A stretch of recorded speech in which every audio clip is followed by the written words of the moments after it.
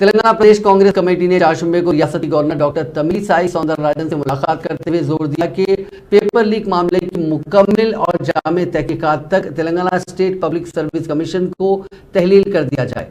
कांग्रेस कायदीन के एक वफद ने गवर्नर पर जोर दिया कि पेपर लीक मामले में वजीर इंफॉर्मेशन टेक्नोलॉजी के.टी. रामाराव के रोल की भी तहकीकात की जानी चाहिए, क्योंकि इस केस में जो मुलजिमीन गिरफ्तार किए गए हैं वो महकमे इंफॉर्मेशन टेक्नोलॉजी से ताल्लुक रखते हैं और उन्हें डिप्यूटेशन पर कमीशन में मुतयन किया गया था।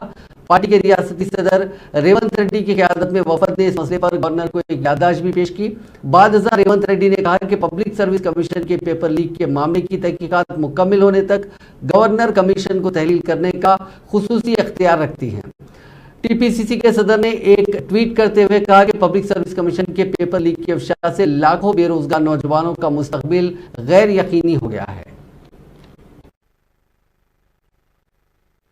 వ్యవస్థల మీద నమ్మకం కలిగించడానికి గవర్నర్ వ్యవస్థ ద్వారా తక్షణమే తెలంగాణ పబ్లిక్ సర్వీస్ కమిషన్లో జరిగిన అవకతవకలకు సంబంధించి ఈరోజు కాంగ్రెస్ పార్టీ ఫిర్యాదు చేయడం జరిగింది। ఈ ఫిర్యాదులో ప్రధానంగా 2 అంశాలు ఉన్నాయి।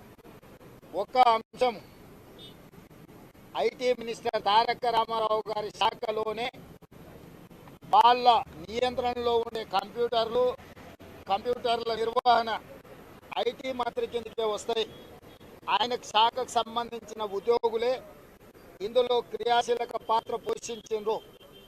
ఈ కంప్యూటర్లో ఉన్న భద్రంగా నిక్షిప్తమై ఉన్న గ్రూప్ 1 ఇతర పరీక్షల యొక్క ప్రశ్నాపత్రాలను దొంగిలించి కోట్ల రూపాయలకు బహిరంగ మార్కెట్లో అమ్ముకోవడం జరిగింది। ఇది క్షమించరాని తీవ్రమైన నేరము। ఇది అవినీతి కుట్రలతో కూడుకున్న నేరము। ఒక శాఖలో తప్పులు జరిగినప్పుడు ఆ శాఖ యొక్క మంత్రి బాధ్యత వహించాలి। అదేవిధంగా మంత్రి గారి పేషీలో ఉన్న కొందరు వ్యక్తుల మీద కూడా సూటిగా ఆరోపణలు వస్తున్నాయి।